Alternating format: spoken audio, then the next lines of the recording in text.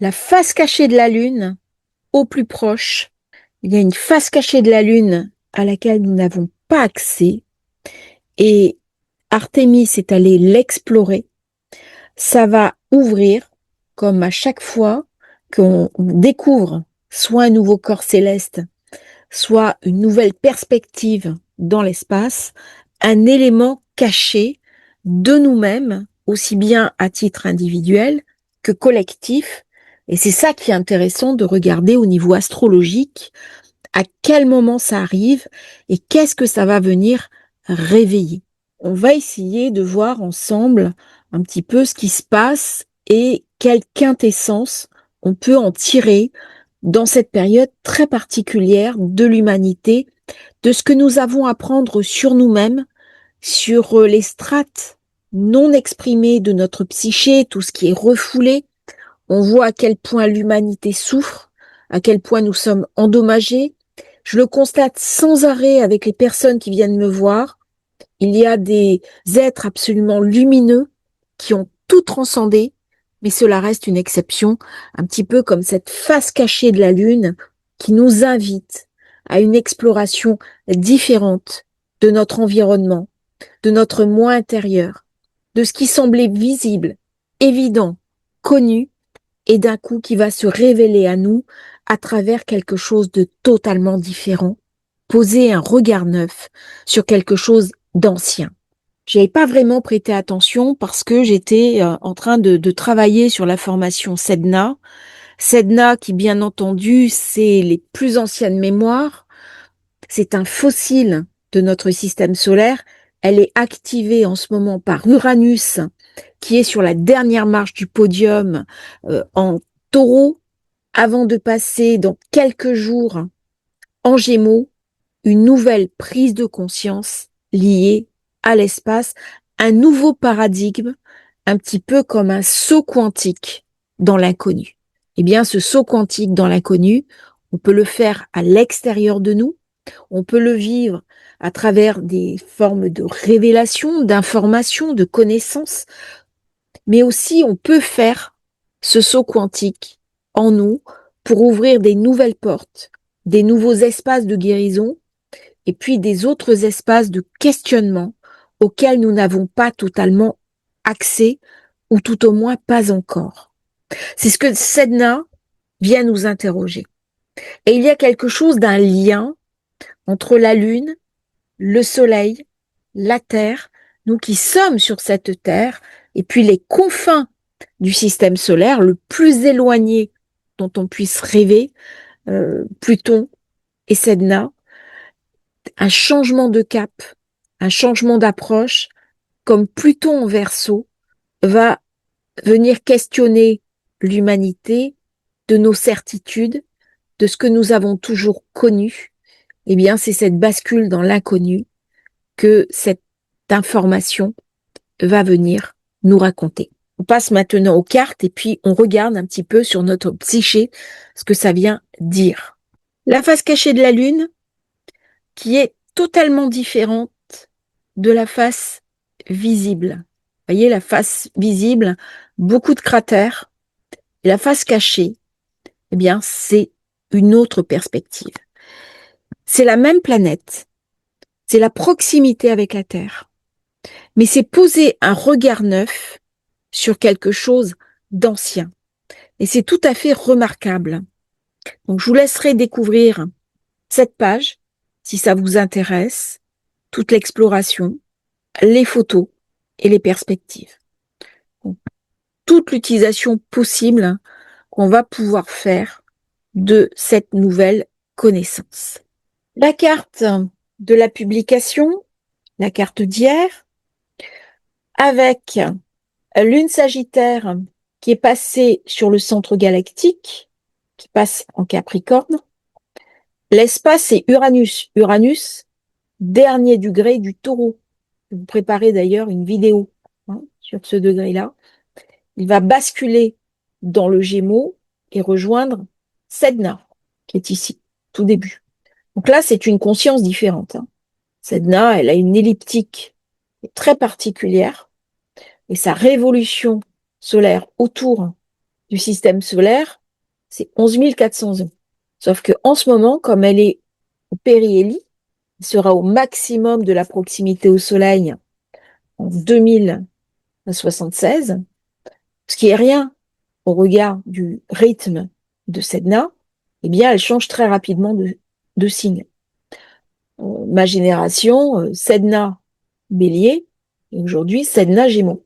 Vous imaginez un peu au niveau énergétique tous les changements que ça a engendré. Ça demande une grande adaptation, grande adaptabilité. Et on explique aussi par ça les tensions que l'on vit, comment on va s'adapter. Et c'est ça que Uranus vient me raconter dans sa conjonction avec Sedna, la face cachée de la Lune. On va explorer l'inconscient de la planète. Ce que l'humanité ne voyait pas depuis toujours, elle commence à le toucher. La Lune tourne autour de la Terre. Elle présente toujours le même visage. Il y a une synchronicité, mais il y a quelque chose qui est demeuré invisible pendant toute l'histoire de l'humanité. Donc il y a une espèce de bascule. Uranus, qui arrive en Gémeaux, ne peut pas à lui seul expliquer ce changement de plan de conscience. C'est pas possible. La dernière fois que Sedna a changé de signe, donc elle était en Bélier, elle est passée en Taureau, c'était un petit peu avant. Elle était dans le Bélier, elle est passée dans le Taureau. Derrière, qu'est-ce qui se passe? L'humain marche pour la première fois sur la Lune. Alors, la Lune, si on gouverne bien sûr l'inconscient, la mémoire, l'intériorité, tout ce qui est ressenti, tout ce qui est émotionnel. Mais nous avons une ambivalence sur la Lune parce que c'est l'astre de la nuit. Et donc, il y a aussi tout ce que nous ne voyons pas, tout ce côté sacré, initiatique, élévation. Donc, la face cachée de la Lune, c'est aussi l'ouverture de certains plans de conscience auxquels nous allons avoir accès, notamment des synchronicités. On voit comment certaines synchronicités rentrent dans nos vies, comme les heures miroirs, des événements, des personnes. On pense à une personne, elle est devant nous dans la rue. C'est incroyable. J'ai jamais vécu ça. Et en ce moment, il y a vraiment quelque chose qui se met en place, de l'inconscient qui est synchronisé sur quelque chose de beaucoup plus grand, de beaucoup plus vaste. Et nous avons bien entendu Neptune qui représente l'infini, Saturne, donc le temps, hein, en rapport au temps, grande conjonction. Nous savons que la période est particulièrement intense à l'heure actuelle. Nous avons le nord ici. Et moi, j'ai un problème avec mon stylo ici. Je me le fais des fois quand c'est très marqué au niveau psy, au niveau intuitif. Il y a comme si une marque refusait de se mettre en place. On voit la tension qu'il y a. On voit l'état du monde. Mais au-delà de cet état du monde, c'est aussi une formidable porte d'ouverture.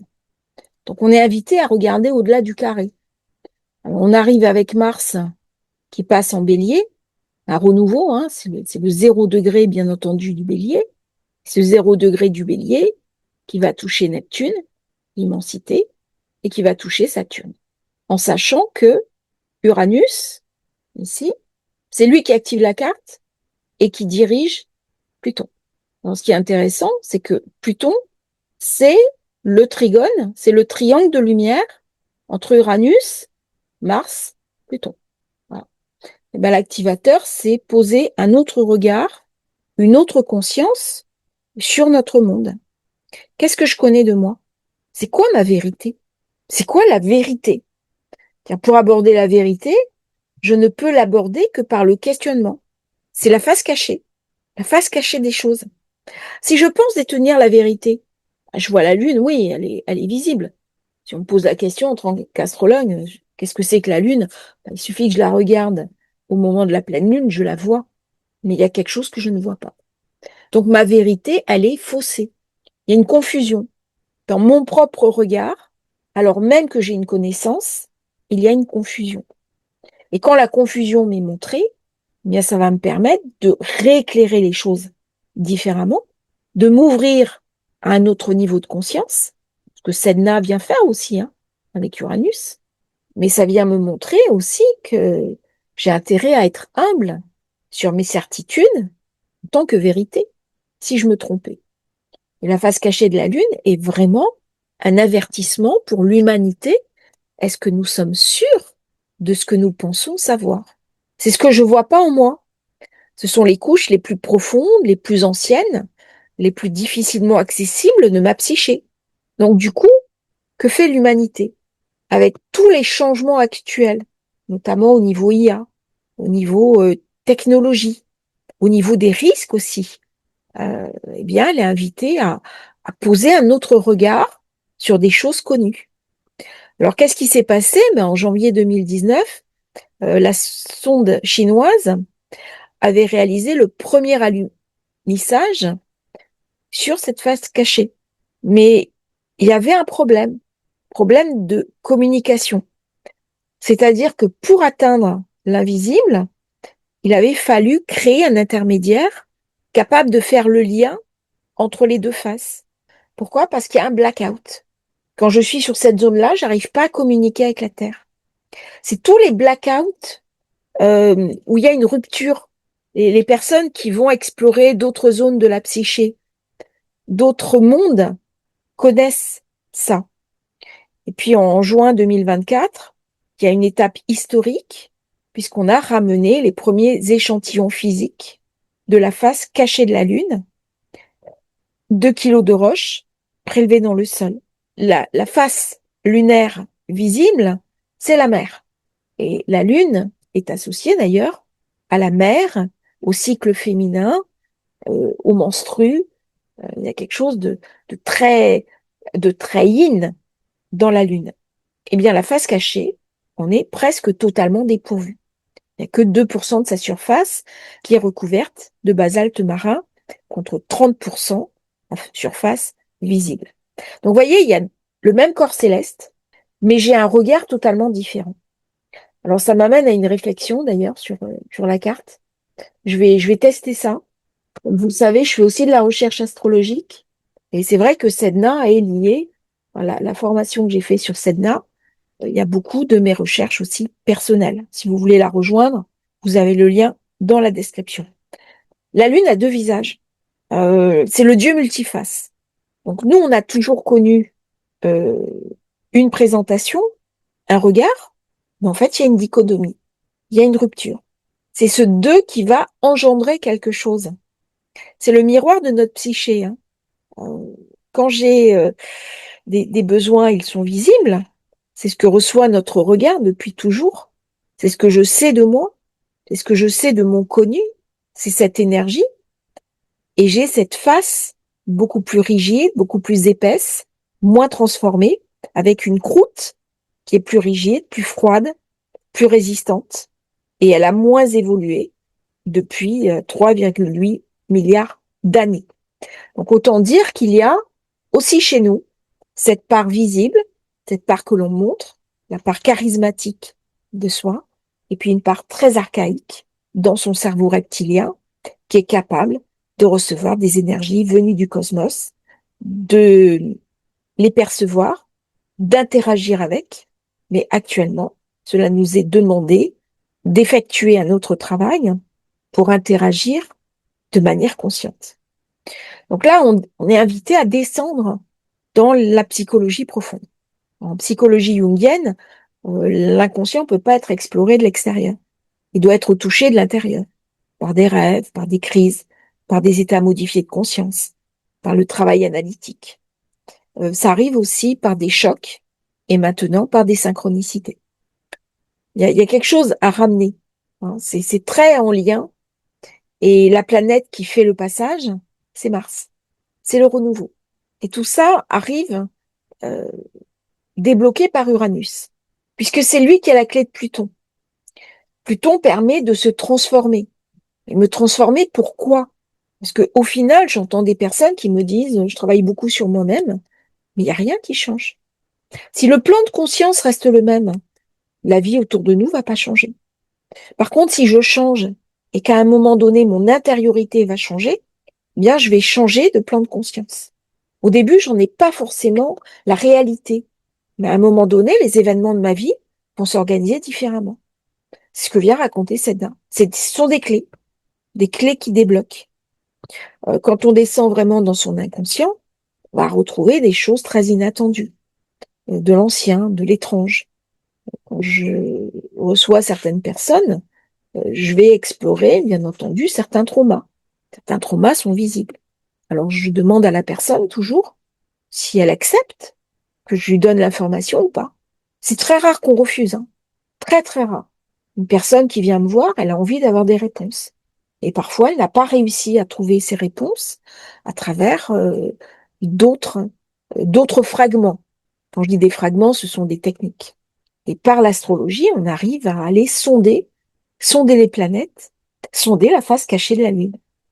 Donc là, ça va parler, bien sûr, d'inconscient ancestral, d'inconscient collectif, d'histoire de l'humanité, d'avertissement. Sedna est aussi un avertissement sur ce que nous sommes en train de faire et les changements que nous vivons. Donc il y a une résonance directe, hein.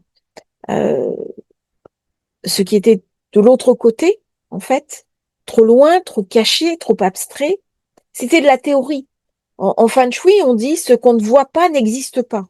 Là, puisque ça m'est montré, ça existe. Donc c'est une porte. Une porte qui va ramener quelque chose sur lequel on est quelques-uns à travailler, des techniques de déblocage qui vont aller très vite. Il va y avoir un gap dans toutes ces méthodologies de soins pour débloquer en urgence des personnes. Sedna, c'est pareil. Elle était aux confins de notre monde. Elle est après Pluton. On ne savait pas qu'elle existait. Alors, bien sûr, en théorie et par hypothèse, il y a la probabilité de ce type de planète. Mais quand on la découvre, elle remonte à la conscience. 2003, Sedna.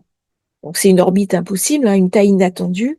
Et elle a remis en question euh, toute la classification des planètes. Alors, dès que quelque chose de nouveau arrive, ça dérange. Ça dérange l'ordre établi. Regardez l'histoire de Mozart. Tous les grands génies qui ont amené une nouvelle information ont été rejetés par leur père. Parce que ça vient détruire des certitudes. Ça ramène une nécessité à changer, à se transformer. Donc on est bien dans une expérience Pluton. Mais notre psychisme a des résistances. Et là, certaines de nos résistances vont lâcher. C'est ce que l'humanité est en train d'apprendre. C'est essentiel, hein, pour le travail en psychologie. Si vous étudiez en histoire une civilisation, en sociologie une société, un mouvement politique, une famille, la face cachée va vous montrer la réalité. Si vous restez uniquement sur le visible, sur le regard des autres, sur l'apparent, vous n'aurez pas la réalité. Cette réalité, elle est beaucoup plus ancienne. Elle est beaucoup plus difficile d'accès et parfois elle demande des années d'introspection. Il y a des personnes qui n'ont pas accès à leur histoire. Pourquoi elles n'ont pas accès à leur histoire? J'ai des personnes qui sont venues me voir, elles ne connaissent absolument pas les conditions de leur naissance. Soit parce que la mère a refusé d'en parler, soit parce qu'elles ont été adoptées ou la maman est partie, elle n'en parlait pas. Il y avait un tabou. Mais c'est l'histoire de la personne, c'est sa naissance. C'est important d'avoir accès à ce genre de clés. Alors, est-ce que ma vie commence à ma naissance ou est-ce que ça commence bien avant? Alors là, on parle dans des considérations très philosophiques. Certains m'ont dit que j'étais un peu trop philosophique sur la chaîne, je vais l'écouter. Mais les mémoires ancestrales les plus anciennes, celles de la psychologie transgénérationnelle, transpersonnelle, commencent à peine à être explorées, comme la Lune.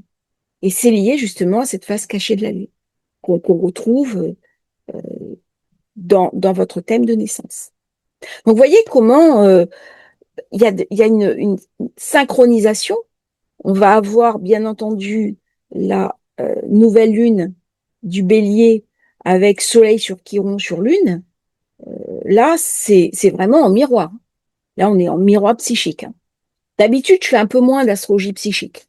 Euh, J'aime beaucoup l'astrologie humaniste, mais je reste quand même très dans du prédictif et de l'analytique. Mais là, on est invité à en faire. C'est la Lune. On n'est pas dans le monde solaire. Donc, on va découvrir, dans les temps qui viennent, hein, les couches les plus profondes de notre satellite. Et en même temps qu'on va explorer cela, on va descendre encore plus bas dans les couches profondes de la psyché collective. C'est pas une métaphore, hein. C'est une synchronicité. Euh, Jung a beaucoup parlé des synchronicités. Et si on s'ouvre actuellement sur cette dimension, ce qui arrive dans notre vie, il y a un alignement parfait. Alors, la Chine a l'intention d'envoyer en 2029, pour fêter les 80 ans de la Révolution chinoise, une expérience, une mission sur cette face cachée. Donc, une mission peut-être robotique pour préparer l'arrivée d'astronautes euh, sur cette zone qui n'a pour l'instant jamais été explorée. Donc, en 59, on a fait les premières photos de la Lune. 68, c'est Apollo. 2019, il y a quelque chose qui va. 2024, des échantillons.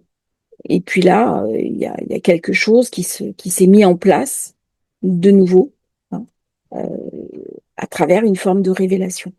Et ça vient poser la question justement de notre humilité aussi. Si j'ai pas accès à la vérité, c'est quoi la vérité? Donc ça me rend humble. Et au plus on avance en recherche, au plus on va s'apercevoir de l'immensité des choses et ça va nous rendre très humbles et très simples. Je vous remercie d'avoir suivi cette vidéo. J'espère qu'elle vous aura intéressé. N'oubliez pas de vous abonner à la chaîne. Et si vous voulez rejoindre la formation sur Sedna, vous avez le lien dans la description. À bientôt pour un nouveau partage sur Astrologie Facile. Merci à tous.